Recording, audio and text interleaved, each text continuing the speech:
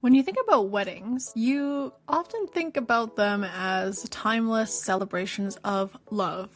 But when you start looking closely at the details, they kind of feel less about romance. The white dress, the ring, the bouquet, the cake, the procession, the matching attendants, almost none of them were invented for romance. They are actually the result of centuries of people trying to solve practical problems, calm their fears, show their status, impress their neighbors, and sometimes ward off forces that they genuinely believed might interfere with a marriage. In honor of Valentine's Day, I thought we would do a little mini episode about the history of weddings. Hello, and welcome to Belles and Banter. If this is your first time listening, I am your host, Joy, and I am a professional wedding and event planner based in Edmonton, Alberta, Canada. I usually host this podcast with my two sisters, who are also professional planners, but unfortunately they are unavailable to record today, so it's just me. We also normally have video accompanying our podcasts, but I felt really awkward filming by myself.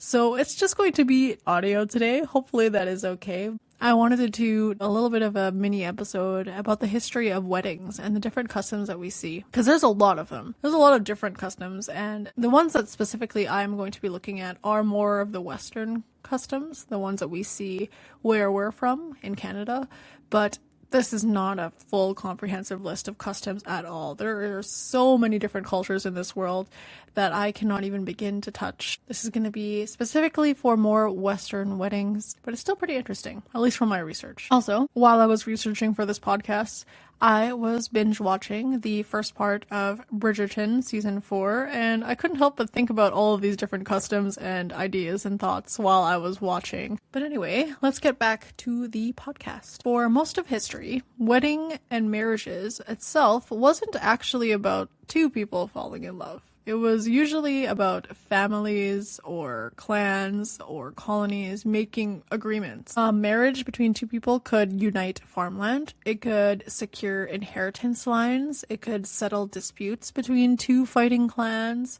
it could strengthen political alliances between countries or states, or it could even elevate your social standing. In medieval Europe, aristocratic marriages could literally redraw maps. In parts of Asia and the Middle East, elaborate negotiations determined not only whether a marriage would happen, but what each side would provide, promise, and gain. This is not to say that love was irrelevant. Love wasn't irrelevant, but it wasn't the focus of marriages before. Stability was. Compatibility was nice, of course, and sometimes love did develop over time, but the reliability was essential. So people back then, they understood that marriage was not necessarily for romance, but it was infrastructure. It was a system that held households, property, and communities together properly. Because of that, weddings weren't just parties, and they're still not just parties, don't get me wrong, but before they were really high stakes transitions. Many cultures believed transitions made people particularly vulnerable. Anthropologists sometimes call these moments liminal states, meaning you're kind of in between two states, in between two identities. You're not who you were, you're not yet who you'll be. Birth, death, marriage, all of this fell into that category. Across Europe, Africa, Asia, and the Middle East, people worried that these big life changes attracted bad luck, jealousy, curses, or wandering spirits. As a fan of the paranormal, I think one day I'm going to do a podcast episode, specifically maybe around Halloween, on scary stories that center around weddings, because I feel like that would just be fun. Anyway, so a wedding especially placed the bride in this kind of symbolic crossroad. She was leaving one family and entering another, which made her seem exposed in both a social and supernatural sense. So communities filled weddings with protective rituals. Some of them were subtle, and some of them were over the top and dramatic, and it was kind of funny. So for example, the veil. Today, it's more of like a fashion statement. It's something that matches your dress. It's really pretty. But historically, it functioned as camouflage. In ancient Rome, brides wore bright, flame-colored veils, meant to confuse spirits or distract malevolent attention. In other regions, veils hid the bride's face until the ceremony was complete so that no one, human or otherwise, could interfere before the union was finalized. The idea wasn't modesty so much as it was literally to hide or concealment. The same logic explains why bridesmaids sometimes dressed identically to the bride. So now, when people are all like, hey, don't wear similar dress to the bride, or don't wear white or whatever, that didn't exist before. Bridesmaids literally dressed exactly like the bride. In early Roman ceremonies and later European customs, attendants wore similar garments so that if anyone, like, for example, a jealous rival or a scorned lover or suitor, if they tried to identify the bride, they wouldn't be able to easily pick her out during the ceremony. And it was essentially a visual misdirection. So instead of one obvious focal point, there was a cluster of nearly identical figures, making it impossible to target one person. Similar to today, these attendants, they were not just to distract people, but they also had lots of responsibilities for the day itself. And they're pretty serious. Of course, we're choosing our besties, and they are doing a lot for us on our wedding day as well. But before the attendants, they were tasked to stay close to the bride. They, of course, helped her with her dress and her garments. They actually served as, they kind of like were bodyguards, monitoring her surroundings and making sure there wasn't anybody suspicious around. They made sure that she wasn't alone at very key moments. They were also there for emotional support. So a lot like the people that we pick for our wedding party now. Back then, in regions where travel between households could be particularly risky, wedding parties sometimes included escorts. Historical records mention armed companions accompanying processions when family disputes or abduction were realistic concerns. Nowadays, luckily in North America, I don't think that's a realistic concern, but hey, you never know. You never know when you gotta be ready. Another role that I thought was quite interesting in my research was the best man. And before, you chose your best man based on their dueling ability. This best man literally was a groom's most trusted ally, somebody that they could rely on to fend off any kind of attackers and protect them while they are forming their union. So the best man didn't mean your closest friend. It meant your most capable duelist or your most capable backup. And I think it's really cool that before people used to get married fully armored. Well, not armored. They had swords and weapons and stuff like that. And I think that's kind of cool. Very fantasy. But I'm a romantasy person, so maybe that's why. I don't know. Anyway, moving on. Some customs that kind of seem cute today actually come from very specific fears too. So for example, carrying the bride over the threshold shows up in multiple cultures, and it, I think from my research, is linked to the belief that stumbling while entering a new home is a really terrible omen for the marriage. Carrying your bride over the threshold guarantees a smooth entrance. Unless, of course, the groom trips too, which then I don't really know what that means for you. Hopefully that doesn't happen. Making lots of noise was another strategy. So wedding bells, drums, cheering, music, they weren't meant for entertainment. They weren't just festive. They were actually meant to scare off harmful forces. So fireworks in wedding celebrations, especially in parts of Asia, they have roots in this idea of explosive sound driving away bad luck. The wedding ring carries its own mythology. One enduring explanation for why it's worn on the fourth finger on your left hand is the ancient belief that a vein ran directly from that finger to the heart, which back then people saw the heart as the center of emotion and devotion.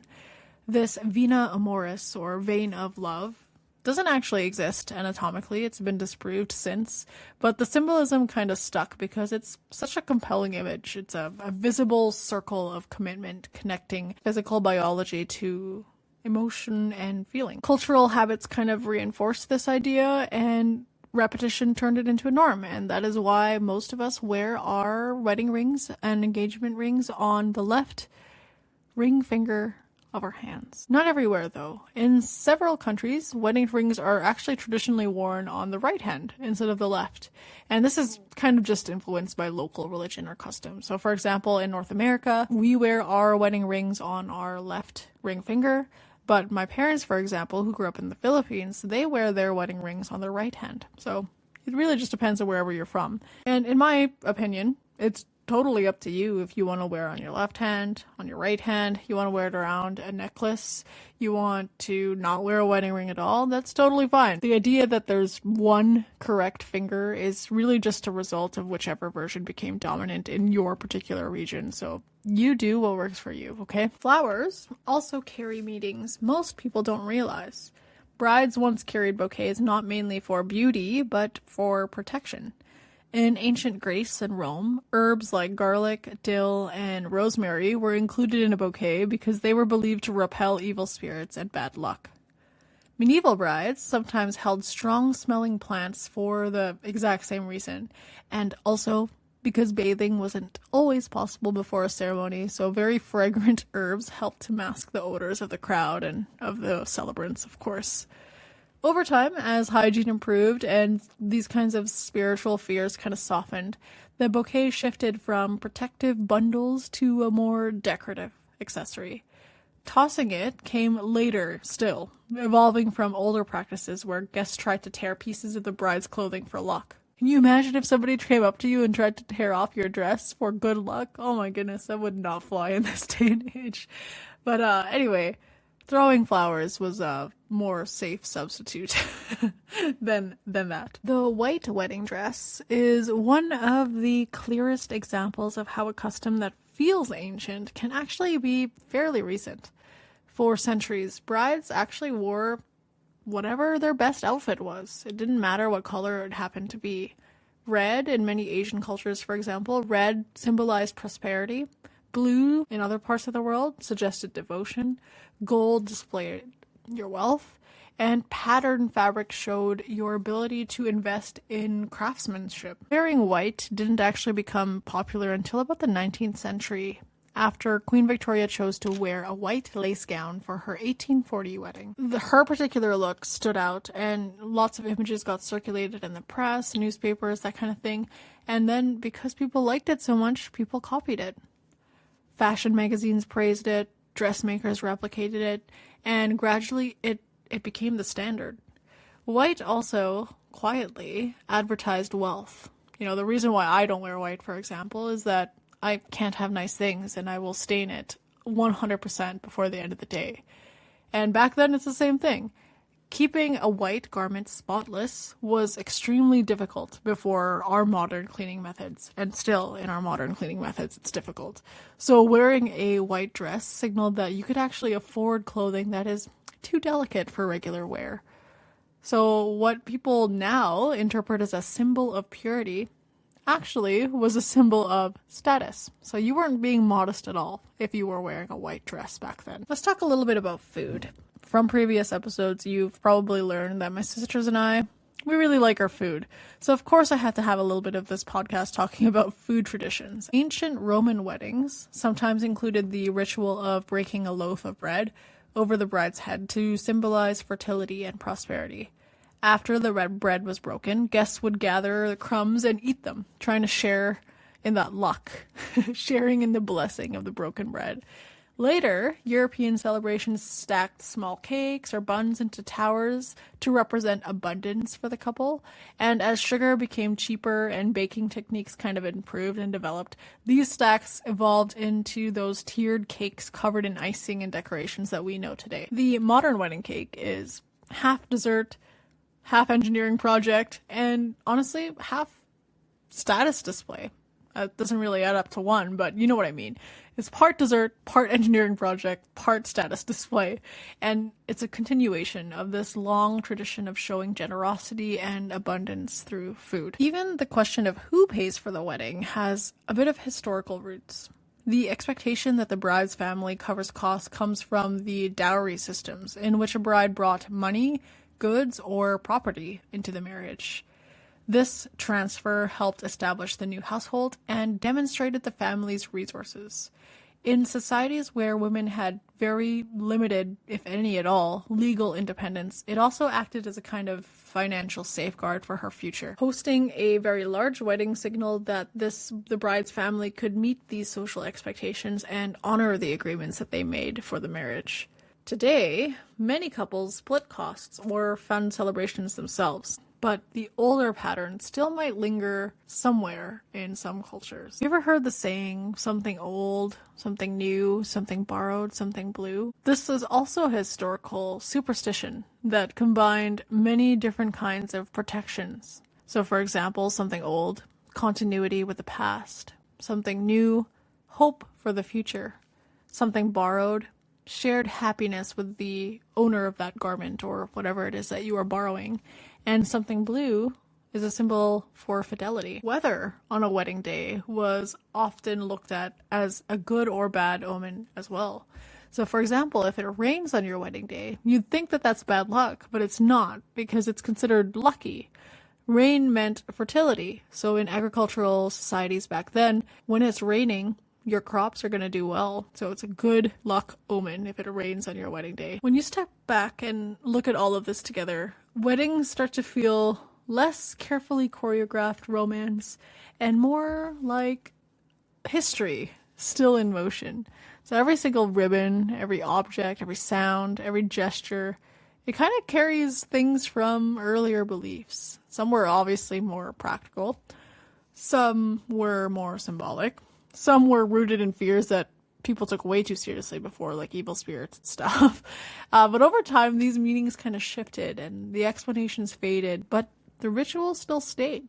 So what survives today isn't a single tradition, but a collage assembled across centuries. It was shaped by economics, superstition, fashion, technology, and of course, human imagination. Weddings don't look the way they do because someone invented a perfect formula for celebrating love. They look this way because generation after generation kept borrowing pieces of the past, polishing them, and passing them on. And I think that's kind of beautiful. So that brings me to the end of this Valentine's Day mini episode about the history of weddings. We will be back to our regular programming soon with my two sisters. I'm sorry that you just had to hear me today, but we really do appreciate you being here. I hope that you enjoyed this kind of more informative episode.